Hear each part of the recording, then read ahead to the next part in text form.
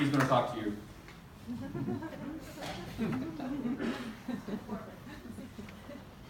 Imagine your worst nightmare.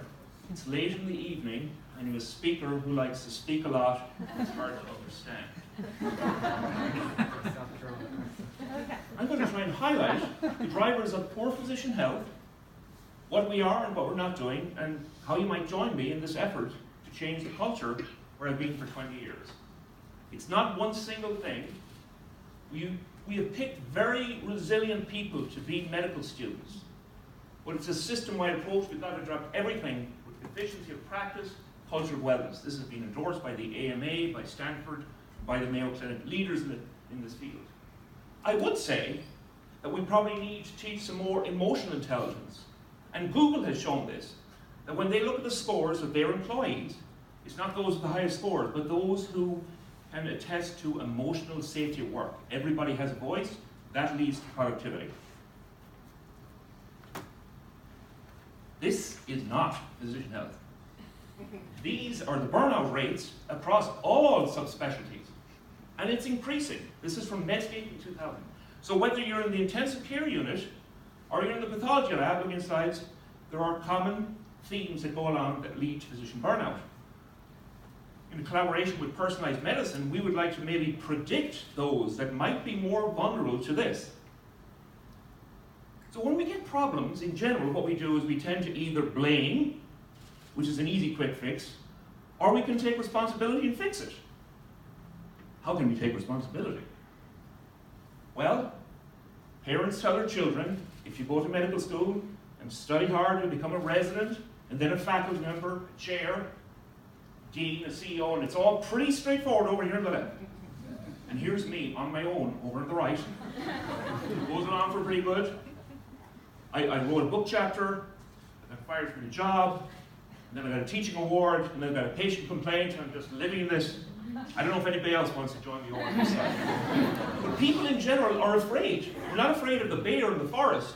That was fine. Now we're afraid that our lives would not be perfect, and it should be over here. I would contend, in an effort to avoid this, what we actually have is an addiction problem. Let me explain. It might be worse than the opioid epidemic, and it's causing it about 50%. It could lead to marital affairs. Yes, you heard me correctly. 50% marital affairs. Here's the evidence. It's happening all the time. I know it. I've surveyed it. Okay? And what I would say is, let's get the drug pushers. I'm trying to get the drug pushers off the street and give out some human kindness. We've forgotten about that.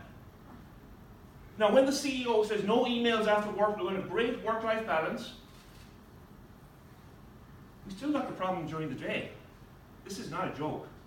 Time studies have shown that the residents are actually spending 2 hours on the computer for every hour of work.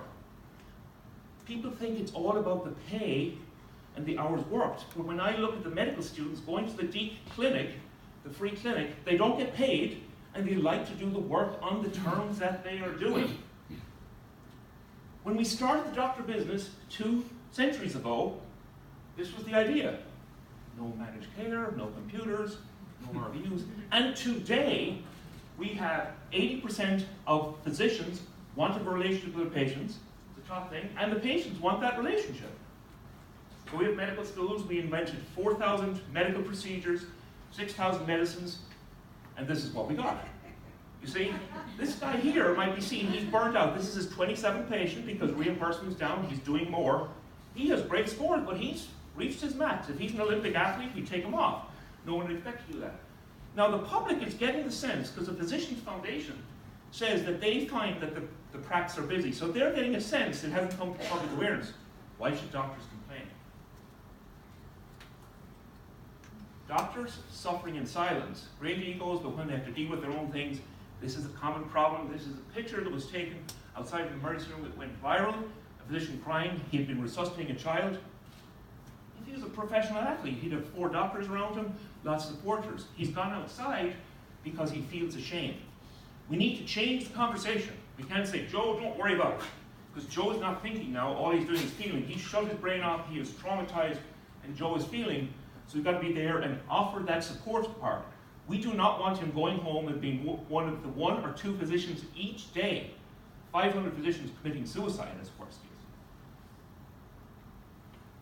So what are we doing here and elsewhere? Meta-analysis, whether in the US or whether in Europe, shows that mindfulness, peer coaching, group support has mild to moderate effect. That's not to say it's not used, it hasn't been studied enough, and there are other things that have been. We're really at the beginning of the science here. We here at Wake Forest have actually, I would consider ahead of the curve, although we have a long way to go for wellness program. We have peer support. There are many opportunities for you to get involved. At the state level, we're working together as a consortium. And if you want to get involved in your specialty, you might want to address that. At a national level, we're part of the 10-member centre of the Efficient Wellness Academic Consortium, headed by Stanford and Tate Shanafelt, who's a leader in the field. So lots of opportunity to get involved. I'll leave you with one thing. Here's my protocol fellow, Winston-Salem. Can you remember that part? Even if you can't understand me, that should be pretty easy. It's all about the why. I don't know how we're going to do it, but as long as we know the why, it's important for our patients and how we do it. We are beholden here to look at the work ethic stimulation. It's bleeding over into the home life. We surveyed the spouses of residents, and we got a fantastic response, and they said that their residents are coming home cynical, de-energized. So you can imagine the impact when they're not getting the rest. I think it's not work-life balance, it's work-life integration. They get better quality time. And thank you for listening, we're all here, but it's only going to happen if it's part of the culture. Today, when I'm talking in front of an audience, but we've got to integrate and think about what our purpose is, what meaning and work. So Annette cleans my office. She finds purposeful, she's making a happy doctor. And Cormac O'Donovan probably does better in the clinic because he has people around him that are working well. And sometimes at the end of the day, I come by and I get my RVU scores not too good, and Annette says, Dr. O'Donovan. I can't do her African-American accent, but bear with me. She says, I think you've been working hard. And maybe we've created our own monster, and maybe more of us need to look and listen to Annette. Thank you very much.